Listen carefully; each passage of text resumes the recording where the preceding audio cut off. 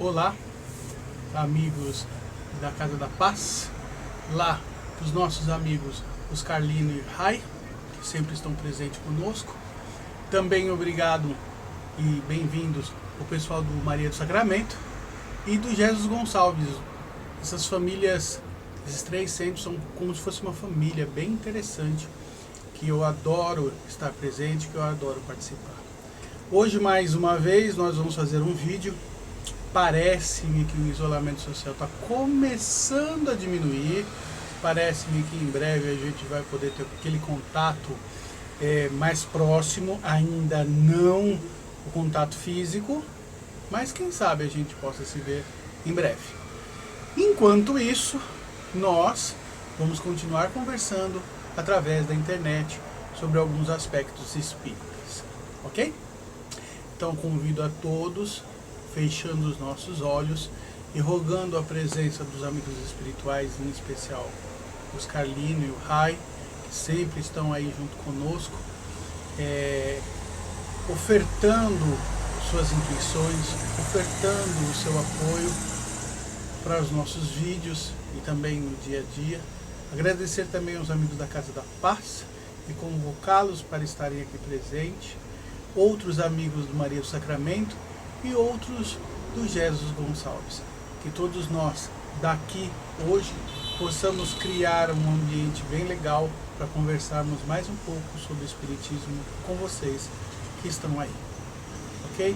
Vamos rogar também a Jesus, o nosso Divino Mestre, que está pacientemente nos observando e, digamos assim, ansioso talvez, se bem que a palavra talvez não seja essa, mas para saber os próximos passos que a humanidade irá dar.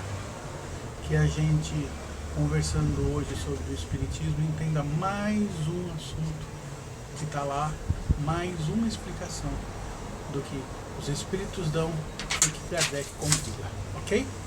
Bom, os meus rascunhos caíram. Daqui a pouquinho a gente pega eles. Antes da gente pegar, eu queria conversar um pouco com vocês sobre o que a gente já produziu, que a gente já disponibilizou e o que a gente talvez possa disponibilizar para o futuro. Nós falamos sobre leis de sociedade, alguns aspectos da lei da sociedade, ligando com outras leis, ligando com algumas atuações. É interessante a gente abordar, tem detalhes lá que não estão necessariamente na codificação, mas são produto da reflexão que a gente faz sobre o que está na codificação. Poxa, Marcelo, pode estar errado? Pode até estar errado. As reflexões, elas têm como condão o nosso pensamento, o exercício da nossa inteligência, o exercício da nossa reflexão, uma parte do livre-arbítrio que a gente tem, que é olhando as coisas, enxergando os fenômenos, pensar sobre eles. Então é importantíssimo a gente deixar sempre muito bem claro, dentro de qualquer centro espírita, dentro de qualquer casa espírita.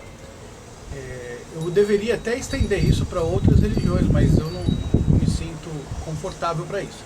Mas tudo são interpretações que a gente dá.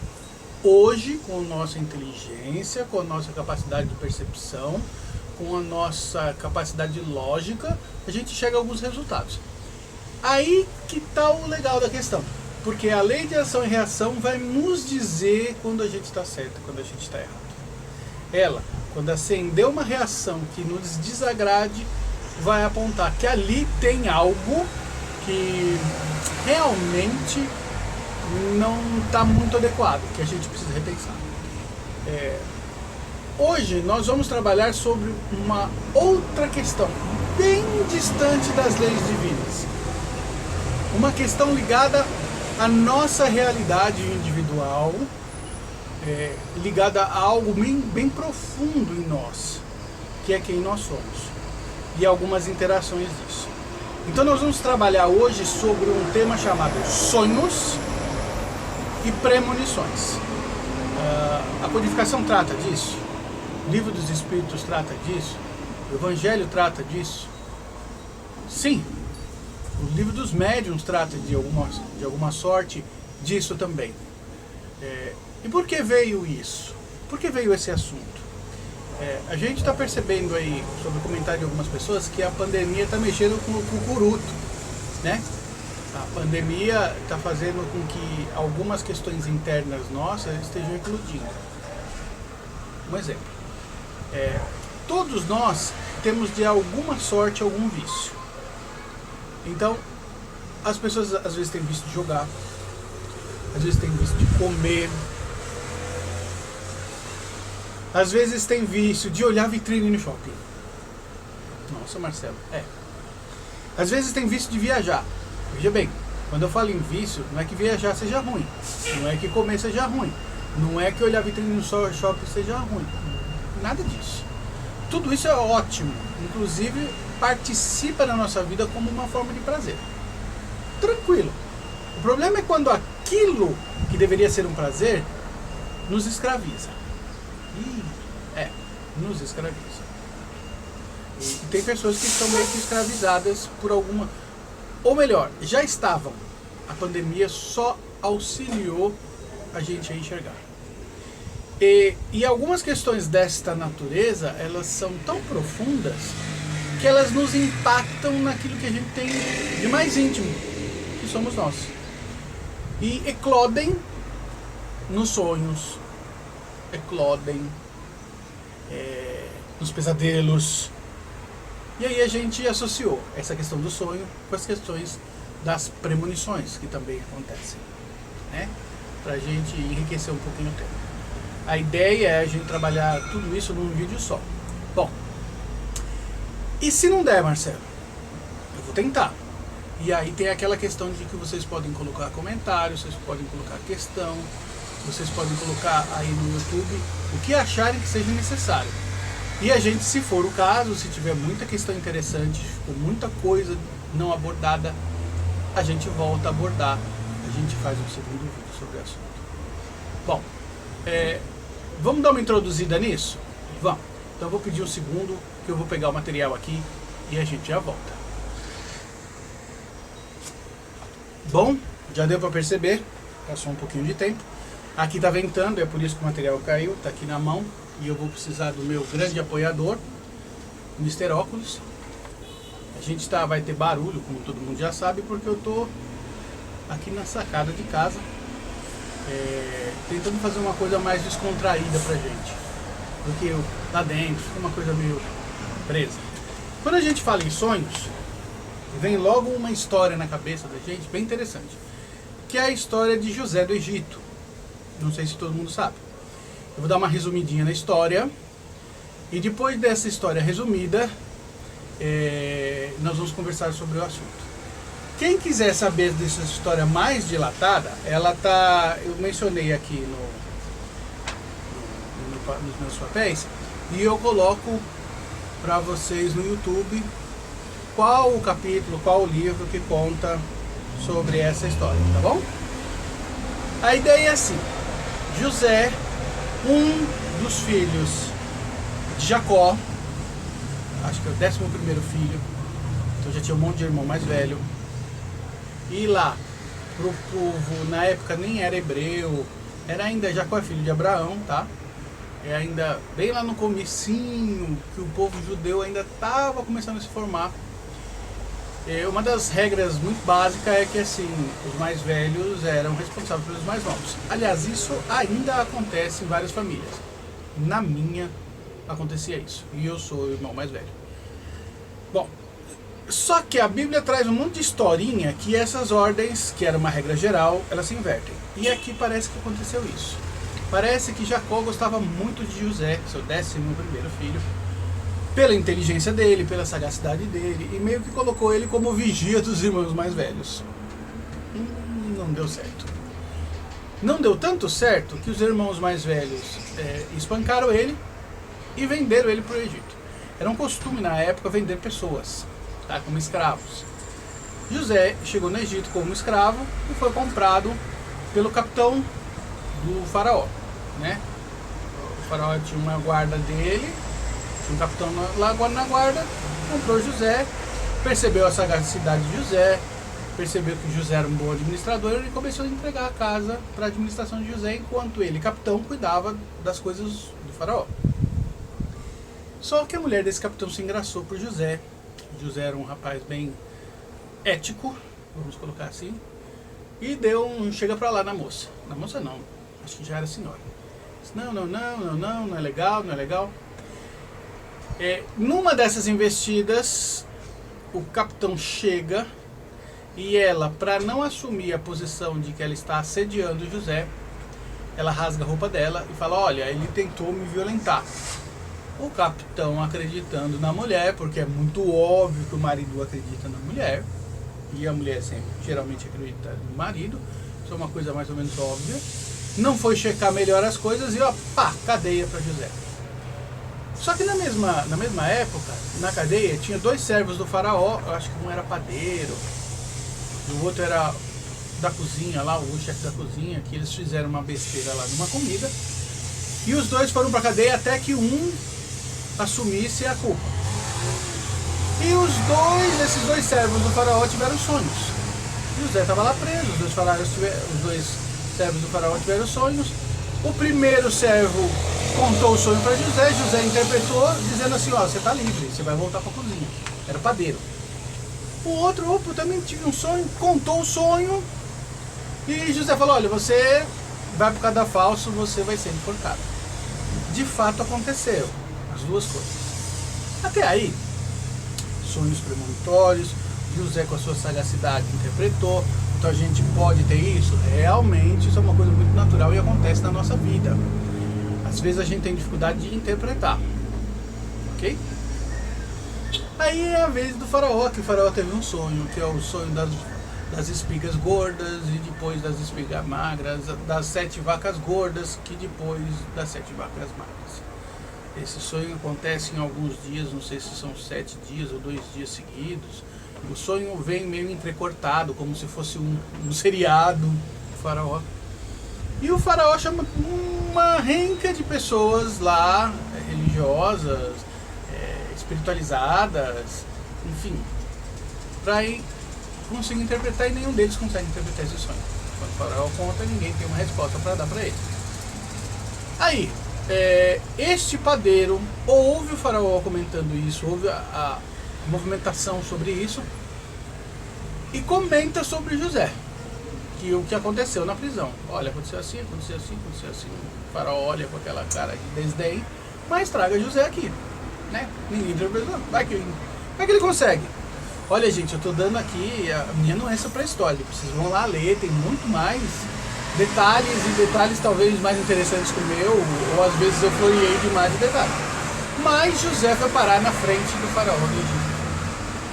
O faraó contou, né, que ele teve sonho, que primeiro eram 7 espigas gordas de milho, que depois eram sugadas, como se fossem comidas, como se fosse, né, o pernilongo que chupa o nosso sangue, que torna essas 7 espigas totalmente, vamos assim dizer, carcomidas, sugam toda a seiva dessas 7 espigas gordas.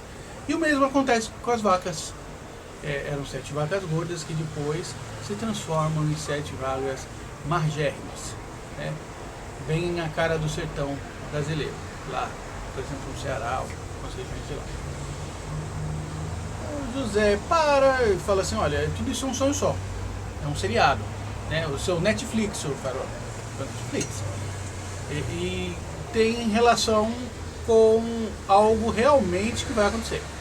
O senhor vai ter 7 anos de uma boa colheita, de bons rendimentos no campo, com as vacas e com as espigas, e depois vão ter 7 anos de escassez.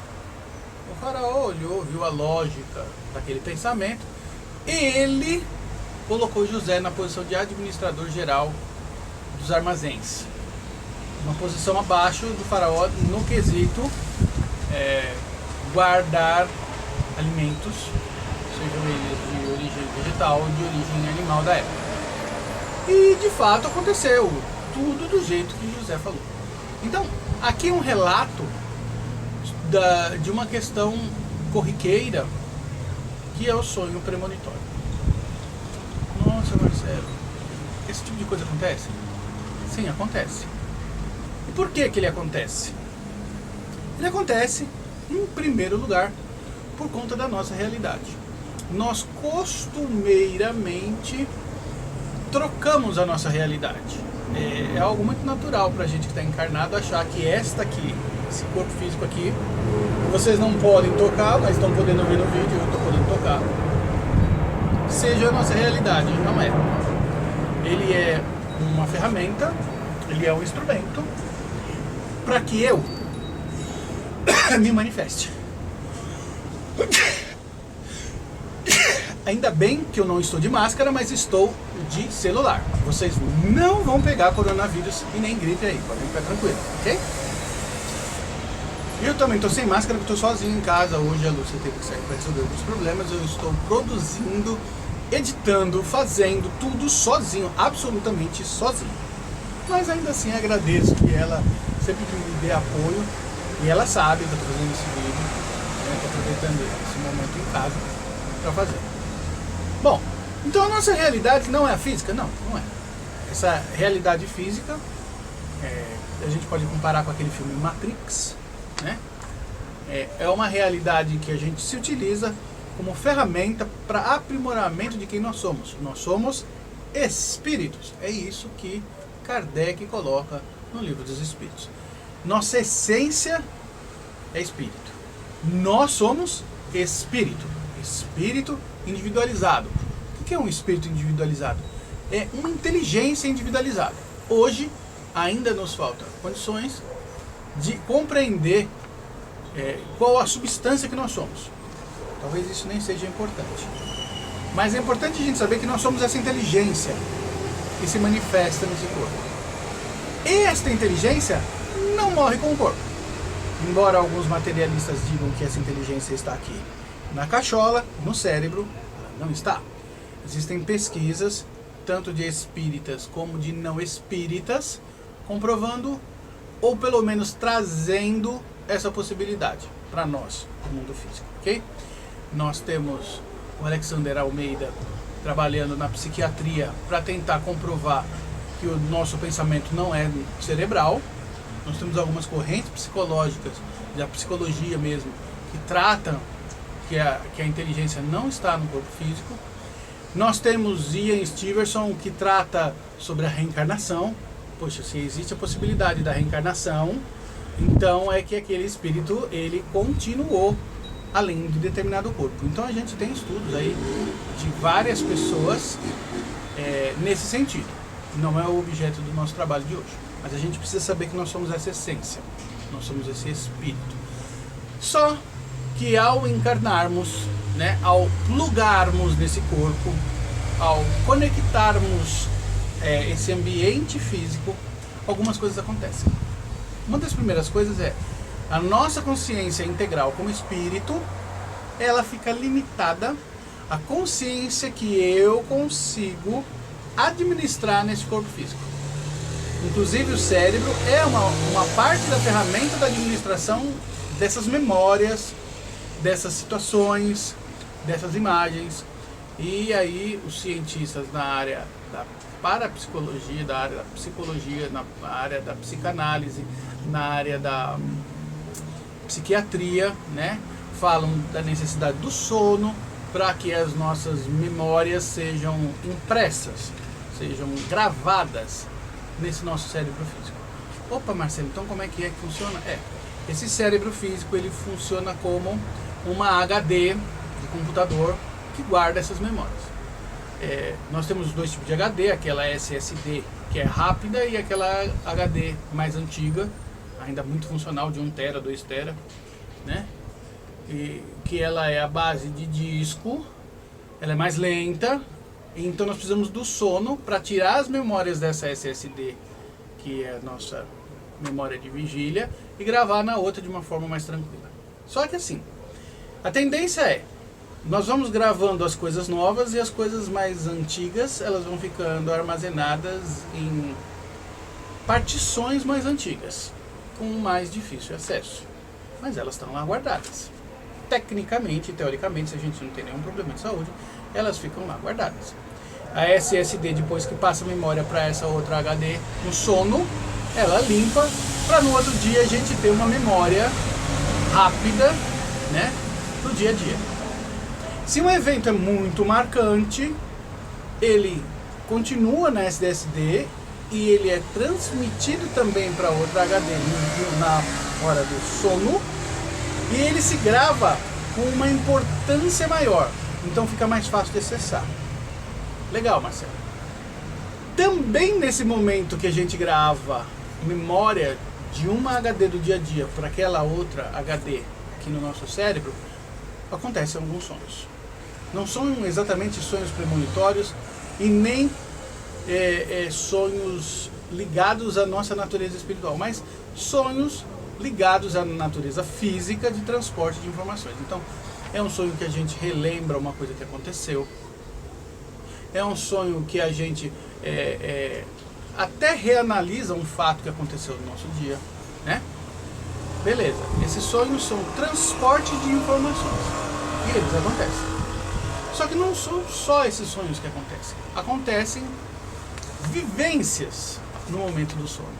Porque enquanto o corpo físico ele relaxa, descansa, adormece, e esse adormecimento se torna mais profundo, nossa essência, que é espírito, ela fica mais livre para, não no mundo físico, mas no mundo espiritual, ter uma vivência diferenciada.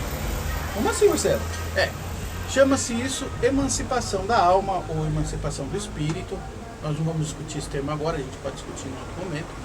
Mas é o momento que a minha consciência, não física, mas é integral, ela meio que, não é que desacopla, mas os liames e as barreiras que tornam ela mais ligada ao corpo físico ficam mais frágeis.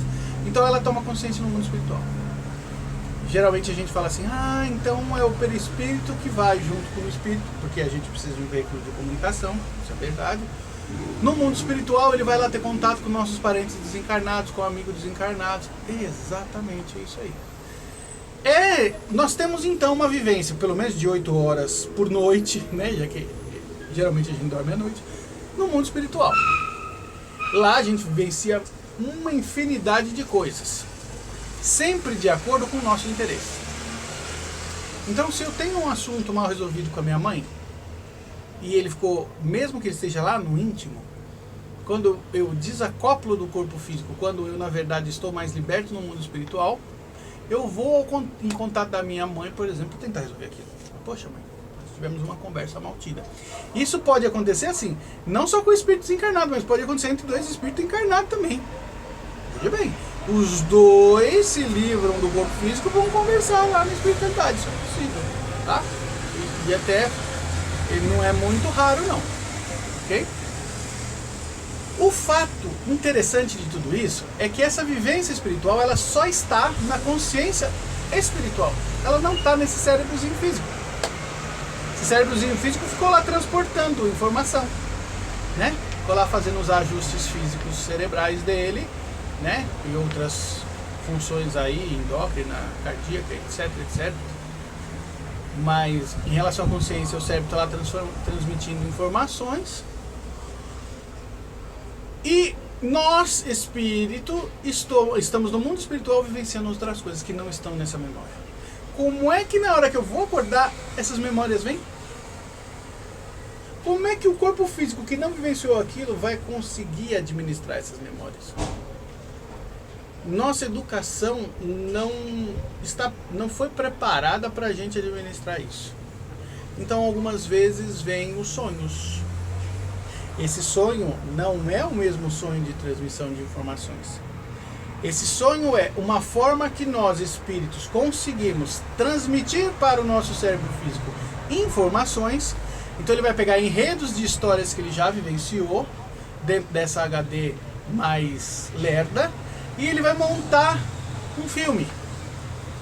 Detalhe, um filme onde eu tenho raciocínio.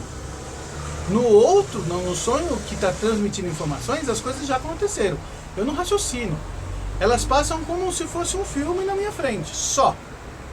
Entretanto, essa segunda modalidade, esse sonho vamos assim dizer, do mundo espiritual, ele tem um raciocínio. Eu estou raciocinando no mundo espiritual, ele não passa como uma tela. Eu participo dele. Então ele acaba sendo gravada nessa memória SSD de uma forma até muito tênue. Quando a gente acorda, a gente lembra o sonho por completo. E depois, ao longo do dia, você começa, peraí, mas eu estou perdendo o sonho. Claro, porque como aquela SSD, aquela memória mais rápida que a gente tem, não vivenciou aquilo, aquela gravação fica muito frágil.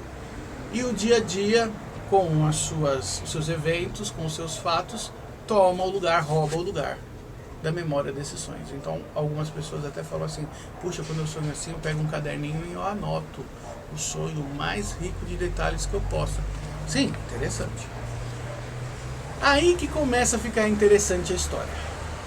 Se eu tenho uma vivência espiritual, então eu tenho sonhos que não são da vivência espiritual, são da vivência física, transporte de informações.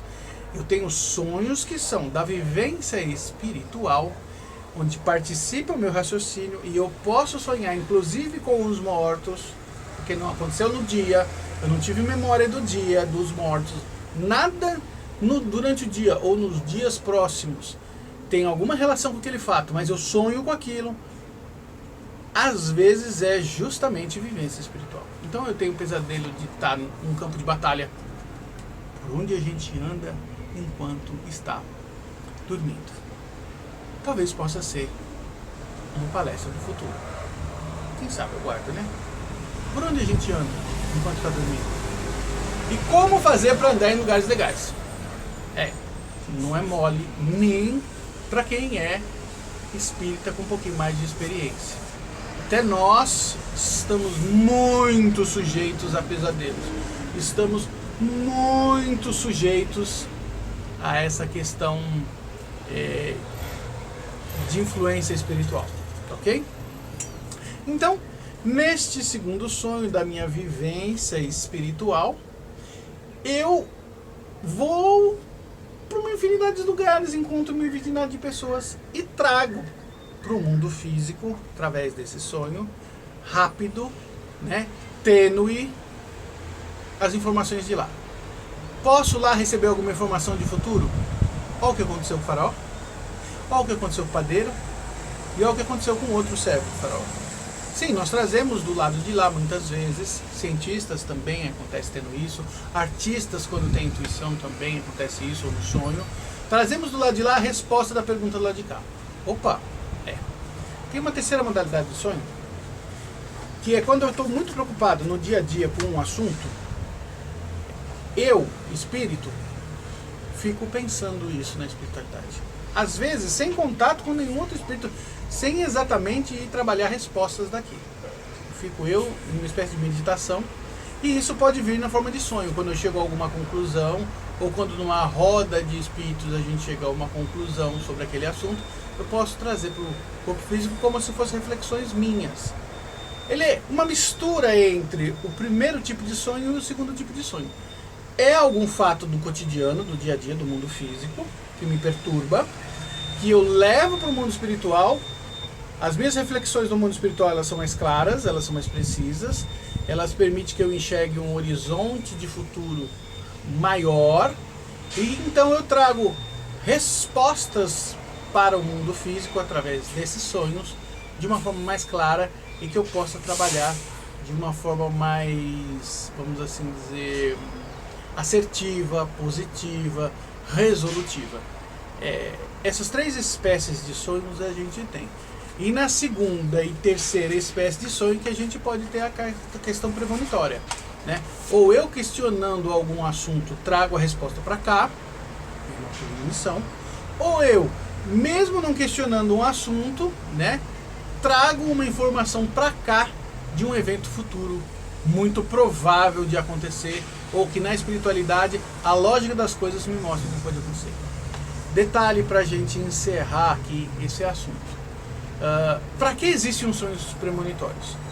Bom, número 1, para eu ter aquela informação e em cima daquela informação resolver algum problema, que é o caso do tipo de sonho 3.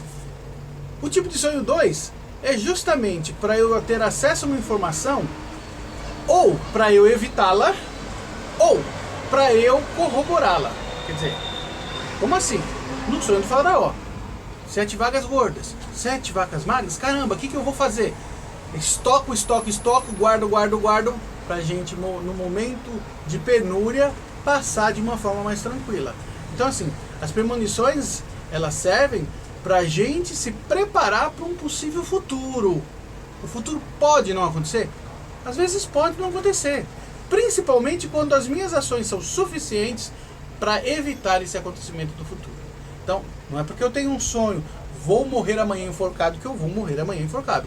Existe possibilidade? Sim, até existe, né? Porque aquela informação vindo daquele sonho premonitório para cá não era assunto do dia a dia, então é uma informação que eu posso pensar. Mas assim, posso fazer alguma coisa para evitar? Claro que pode. A primeira coisa é não ficar perto de corda. Você não está perto de corda, não vai ser enforcado. E aí o sonho não acontece. Ah não, mas eu sou marinheiro e trabalho com corda, com cabo. Aí, meu filho, a possibilidade se torna um pouco maior, tá? Então esse vídeo era para mostrar mais ou menos assim como funcionam os nossos sonhos. Tem muito detalhe aí? Tem. E é meio que de propósito. Nós estamos chegando no nosso tempo de vídeo, mas eu quero muito que vocês discutam isso comigo lá no YouTube. Coloca pergunta, façam discussões. A ideia é a gente não se limitar àquilo que eu falo. Nunca, nem eu e nem nenhum outro palestrante. Vamos ser muito honestos, nós somos seres humanos como qualquer um de vocês. Mas nos damos talvez ao trabalho, ou ao desplante, ou ao transplante de estudar e trazer informações, né? Não precisam em nenhum momento acreditar naquilo que a gente fala. Estudem, busquem, tentem chegar aonde a gente chegou e, se possível, porque será, ultrapassar tudo isso, chegar às novas considerações de vocês e, por que não, trocá-las com todos nós. É isso? Convido todo mundo de novo a fechar os olhos. Nós daqui, a espiritualidade da Casa da Paz, a espiritualidade do Maria do Sacramento, a espiritualidade do Jesus Gonçalves, mais o meu amigo Oscar Lino e o meu amigo Rai, nós aqui com muito carinho, mandando para vocês com muito carinho aquelas energias que nos auxiliam a reequilibrar o nosso corpo físico. E por conta disso, nesse instante, convido a todos para nós mentalizarmos esse nosso planeta azul e que a gente envolva esse planeta com muito carinho, rogando a Jesus que, tendo compaixão por nós, nos auxilie nessa caminhada que é a pandemia. Que a gente saia fortalecidos, cada um dentro das suas condições pessoais, deste momento, que a gente aprenda com ele e que a gente, sendo capaz de suportar, descubra a nossa força interior. Nós daqui desejamos a vocês daí um dia lindo, um dia maravilhoso, se não uma noite, e que Jesus, que a espiritualidade, nos envolvendo com muito carinho, caminhe conosco. Agradecemos a cada um de vocês, eu em especial, Marcelo, pela presença. Me coloco à disposição daquilo que vocês possam precisar ou daquilo que vocês se interessem em discutir. Se Deus quiser, semana que vem, com mais um vídeo. Vou aqui pensar se a gente não conversa sobre onde eu ando enquanto durmo. Até mais.